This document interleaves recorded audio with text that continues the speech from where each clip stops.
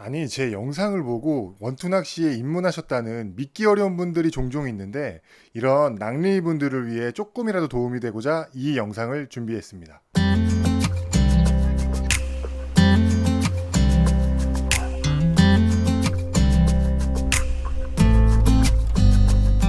네, 안녕하세요. 야생기린입니다. 그래서 오늘 제가 준비한 컨텐츠는 바로 원투 낚싯대를 구입할 때 알아두면 좋은 정보들입니다.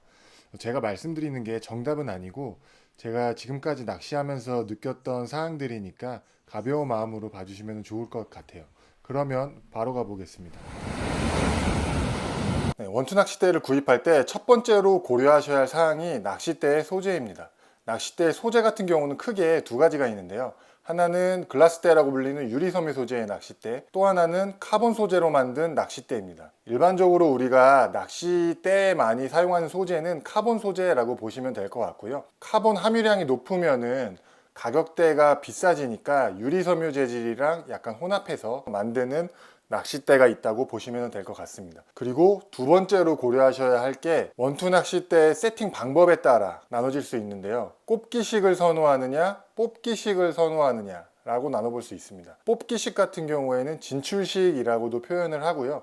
지금 영상에서 보시는 것처럼 낚싯대를 뽑아서 세팅하는 낚싯대라고 보시면 될 것 같습니다. 네, 진출식의 단점은 가이드가 지금 보시는 것처럼 가이드가 고정이 되어 있지 않고 이렇게 움직이잖아요. 유동형이잖아요. 그래서 세팅을 할 때 가이드를 정배열을 시켜줘야 돼요. 네, 물론 J포인트라고 이쪽이 이제 가이드 부분에 맞춰서 세팅을 하라고 표시를 해 놓은 거거든요. 물론 이러한 표시들이 있기는 하지만 결과적으로는 가이드가 지금 보시는 것처럼 유동형이기 때문에 일일이 가이드의 정렬을 시켜줘야 된다는 단점이 있습니다. 네, 반대로 꽃기식, 병개식 같은 경우에는 지금 보시는 것처럼 가이드가 그냥 고정돼 있죠. 그래서 세팅이 훨씬 편하고 라인 정렬이 좋다라는 장점이 있고, 단점으로는 3절로 낚싯대가 되어 있는데 이 3절의 길이가 진출식보다는 긴 편입니다. 그래서 대략적인 사이즈 길이가 한 130cm 정도 되는데, 이 130cm 정도 되면은 트렁크에 가로로 안 들어가는 경우가 있어서 뒷좌석을 접고 낚싯대를 세로로 해서 적재해야 하는 단점이 있을 수 있습니다. 네, 그러면은 낚싯대 소재하고 진출식, 뽑기식 이 두 가지의 종류에 대해서 알아봤으니까 낚싯대 위에 초리대부터 바트대, 손잡이, 낚싯대 손잡이 부분까지 어떠한 사항들을 고려해야 되는지 차근차근 하나씩 알아보도록 하겠습니다. 네, 먼저 초리대 부분입니다. 네, 원투 낚싯대를 보시면은 기본적으로 낚싯대에 이렇게 로드의 스펙이 적혀 있어요. 25420이라고 적혀 있죠. 이 숫자가 어떤 거를 의미하냐면은 25 앞에 적혀 있는 이 숫자 같은 경우에는 봉돌의 부하를 25호까지는 버틸 수 있다라는 의미고요. 뒤에 적혀 있는 거는 낚싯대의 총 길이입니다. 세팅했을 때 총 길이로 봐주시면 될 것 같아요. 단위는 센티미터니까 420 같은 경우에는 4m 20cm의 길이가 되는 낚싯대다 라고 이해하시면 될 것 같습니다. 근데 이 앞에 추 부하 25 같은 경우에는 낚시회사 브랜드별로 조금 다르긴 하거든요. 지금 제가 보여드리는 낚싯대는 NS사에서 만든 블랙홀 서프 리미티드라는 낚싯대인데, 이 낚싯대 같은 경우에는 스펙상 25라고 적혀 있지만 NS사의 설명에 따르면은 25호에서 30호 봉도를 달고 캐스팅을 해도 괜찮다고 합니다. 그래서 이 앞에 숫자는 그냥 기본적으로 참고만 해주시면 될 것 같고, 브랜드마다 조금씩 견딜 수 있는 추 부하가 다를 수 있으니까 상세한 스펙은 낚시 회사의 홈페이지에서 확인해 보시면 될 것 같습니다. 네, 이 추 부하를 왜 설명드렸냐면 추 부하에 따라서 이 초리대의 굵기가 결정이 되거든요. 아무래도 추 부하가 낮은 경우에는 이 초리대가 조금 더 얇아지고, 추 부하가 높아지면 이 초리대 부분이 조금 굵어지기 마련입니다. 이 초리대의 둘레를 선경이라고 부르는데요. 이 선경 같은 경우에는 2.1mm에서 2.4mm 정도가 입질 보기도 편하고 스마트 캐미를 장착하기가 좀 용이하다는 단점이 있습니다. 그 다음에 고려하실 사항이 가이드입니다. 이 가이드를 고려하실 때는 두 가지 정도만 고려하시면 되는데요. 이 가이드의 개수가 총 몇 개인지, 그리고 가이드 모양이 어떻게 생겼는지, 이 두 가지를 고려하시면 됩니다. 일단 먼저 가이드의 개수입니다. 지금 같은 경우에는 로드 스펙이 25420이죠. 4m 20cm로 원투대 치고는 그렇게 길지 않은 낚싯대인데, 가이드의 개수를 보면은 하나, 둘, 셋, 넷, 다섯, 여섯, 일곱. 가이드의 개수가 총 7개로 되어 있습니다. 그래서 가이드의 개수가 많으면 어떤 게 좋냐면 아무래도 이 로드의 움직임이 조금 더 유연하다. 그래서 입질을 보기가 편하다라는 장점이 있고, 반면에 가이드의 개수가 많으면은 캐스팅을 할 때 라인의 부하가 가이드마다 걸리게 되니까 캐스팅 비거리 손실이 있을 수 있다라는 단점이 있습니다. 그래서 본인이 맞는 가이드의 개수를 선택하시면 좋을 것 같아요. 두 번째로 고려하셔야 될 게 가이드의 종류입니다. 지금 보시면은 가이드가 이렇게 일자 형태로 되어 있죠. 그리고 또 가이드의 종류가 후지 가이드라고 불리는데요. 보시는 것처럼 경사진 가이드라고 이해하시면 될 것 같습니다. 네, 이 후지 가이드의 장점으로는 이 가이드가 경사져 있으니까 캐스팅을 할 때 라인이 가이드에 묶일 확률이 상당히 줄어듭니다.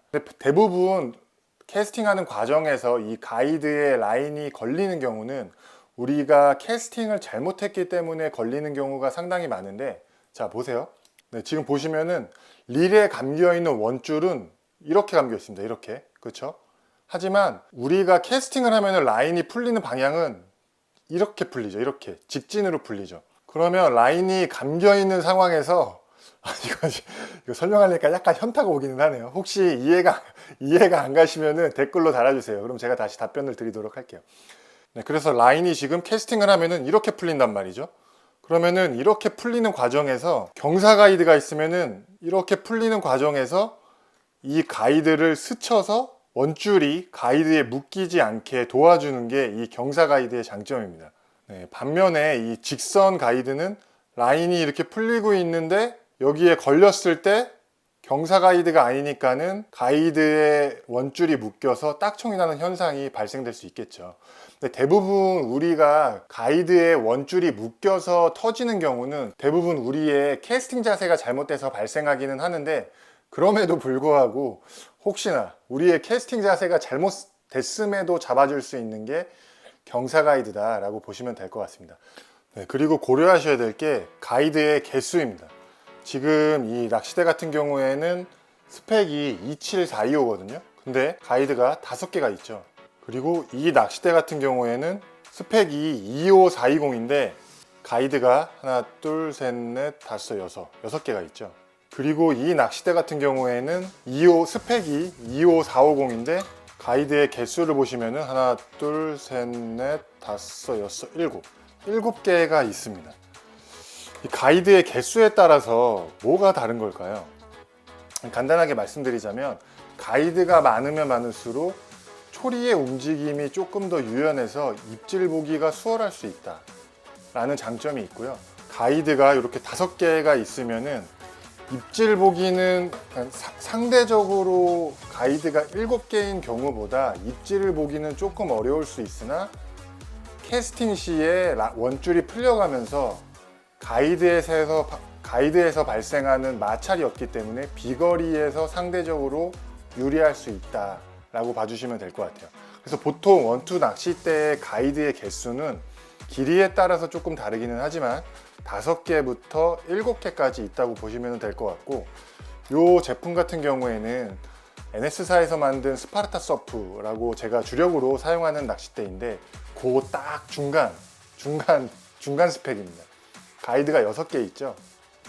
그래서 적당한 비거리도 나고, 가이드가 7개인 것보다 적당히 비거리도 나고, 가이드가 5개인 것보다 적당히 입질 보기도 좋아서 제가 주력으로 사용하는 낚싯대입니다. 네, 그러면은 일단은 가이드에 대한 내용은 이만하면 될 것 같고요. 그 다음에 쭉쭉쭉쭉 내려와서 지금 보시는 것처럼 릴 시트 부분이 있습니다. 릴 시트 같은 경우에는 두 가지 타입이 있어요. 크게 두 가지 타입이 있어요. 요거 같은 경우에는 판 시트라 그래서 다들 아시죠? 릴을 장착할 때 판 시트를 열고 드르륵 하고 끼면은 끝입니다. 근데 이 판 시트 같은 경우에는 경우에 따라서 뽑기라고 하더라고요. 뽑기에 따라서 이런 식이잖아요. 자동으로 이렇게 되는 거잖아요. 왜 우리 옛날에 아버지들이 정장 입으셨을 때 자동 벨트 있죠. 이렇게 드르륵 드르륵 하는 거. 그래서 그 자동 벨트 같은 느낌의 자동으로 돼 있다고 보시면 될 것 같고, 이 판 시트, 요거를 판 시트라고 부르는데, 판 시트의 장점은 세팅이 편하다는 장점이 있습니다. 반면에 어떤 분들은 이 판 시트에 유격이 생겨서 고정이 견고하게 잘 안 된다라는 분들도 계시기는 하는데, 지금 제가 사용하는 낚싯대 같은 경우에는 견고하게 잘 체결이 되는 것을 확인하실 수 있습니다. 그리고 두 번째로는 이렇게 생긴 스크류 방식의 릴 시트예요. 그래서 보시면은 세팅하는 방법이, 일단 스크류를 다 풀어주고 다시 꼽아준 상태에서 다시 이 상태에서 이거를 신나게 돌려줘야 됩니다. 지금 영상에서도 보셔서 아시겠지만 확연한 차이가 느껴지시죠? 판 시트 같은 경우에는 체결이 굉장히 유리하고, 다만 뽑기에 따라서 릴과 로드 간에 유격이 좀 생길 수 있다라는 단점이 있고, 이 스크류 방식 같은 경우에는 체결에 시간은 걸리지만 이거를 힘줘서 끝까지 돌리면은 릴과 릴 시트 간의 유격이 생길 확률이 거의 없다라고 보시면 될 것 같습니다. 네, 그리고 내구성 측면에서는 지금 보시면은 이 스크류 방식의 타입은 별도의 부품이잖아요. 그래서 스크류 방식의 내구성에 조금 더 좋고요. 지금 판 시트 같은 경우에는 지금 여기에 이렇게 에폭시를 바른 거라고 하더라고요. 에폭시를 발라서 고정을 시켜 놓은 거기 때문에 상대적으로 이런 스크류 방식의 릴 시트보다는 내구성이 조금 떨어진다라고 보시면 될 것 같습니다. 그리고 마지막으로 이 낚싯대의 마지막 부분을 바트대라고 하는데요. 낚싯대의 이 두께가 로드마다 다 달라요. 그래서 아무래도 길이가 짧으면 짧을수록 로드가 조금 얇은 편이고, 로드가 길면 길수록 굵은 편입니다. 근데 제가 낚싯대를 사용을 해보니까 저한테는 이 낚싯대의 굵기를 원경이라고 하거든요. 이 원경이 23에서 24 정도가 가장 적합한 것 같습니다. 그래서 뭐 나는 이것도 저것도 복잡한 거 싫다라고 하시는 분들은 원경은 23에서 24 정도의 로드를 선택을 하시고, 이 성경은 21에서 2.1에서 2.3 정도의 성경을 하시고, 네, 그리고 마지막으로 손잡이입니다. 손잡이. 가끔 이렇게 영상을 찍다 보면은 용어가 말이 잘 생각이 안 나는 경우가 있는데, 일단 생각이 안 나니까 손잡이라고 할게요. 이 손잡이의 모양도 조금씩 차이가 있어요. 손잡이의 모양하고 소재도 조금씩 차이가 있어요. 지금 보시는 것처럼 이 손잡이가 지금 아래에 있는 로드가 NS사의 스파르타 서프인데, 이 스파르타 서프 같은 경우에는 약간 타원형으로 돼 있어서 그립감이 굉장히 좋고, 소재도 스펀지, 에바 소재라고 하나요? 이 에바 소재로 돼 있어서 약간 폭신한 감이 있습니다. 반면에 지금 위에 있는 낚싯대 같은 경우에는 고무 소재를 사용을 했고요. NS사의 스파르타 서프보다는 조금 더 직진성을 띈 손잡이를 가지고 있습니다. 네, 그리고 지금 보시는 로드가 스파르타 스카이마스터라는 제품인데요. 이 제품 같은 경우에는 손잡이 부분이 이렇게 돼 있어요.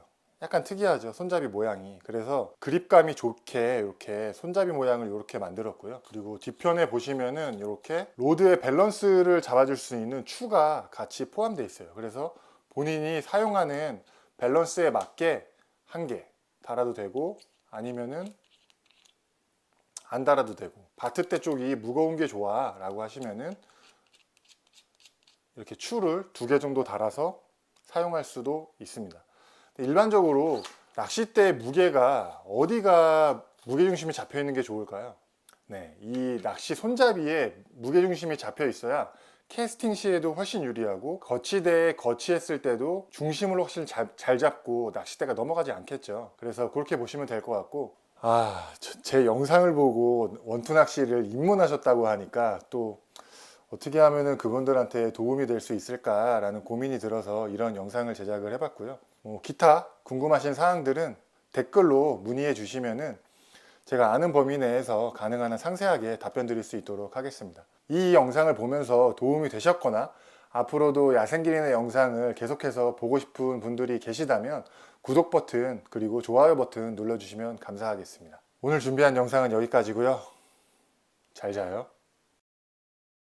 영상 다 찍었는데 이거를 빼먹은 것 같아가지고 말씀드릴게요. 그래서 낚시 초보자들에게 추천하는 로드 스펙하고 가격대는 얼마나 되냐 라고 분명히 여러분들이 궁금하실 거잖아요. 제가 추천하는 로드의 스펙은 추 부하는 한 25 정도 견딜 수 있으면 되고, 낚싯대의 길이는 한 420m에서 25420 정도, 25420 또는 25425 정도 스펙이 가장 적합합니다.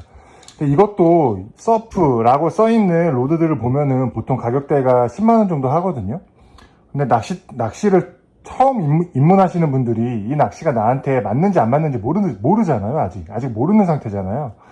그래서 제가 만약에 누군가가 저한테 낚시를 한 번도 안 해보신 분이 어떤 낚싯대 사면 돼? 라고 물어본다면 저는 그냥 낚싯방 가서 글라스대 한 5만원 미만으로 릴하고 로드하고 체결되어 있는 거 사라고 추천할 것 같고요.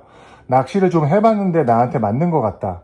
그래서 로드를 좀 스펙을 좀 올리고 싶다 라고 하시는 분들한테 추천드리는 스펙은 25425 또는 25425 정도 로드를 사용하시는 게 방파제나 해변에서나 낚시하기가 좋기 때문에 그렇게 하시면 될 것 같습니다.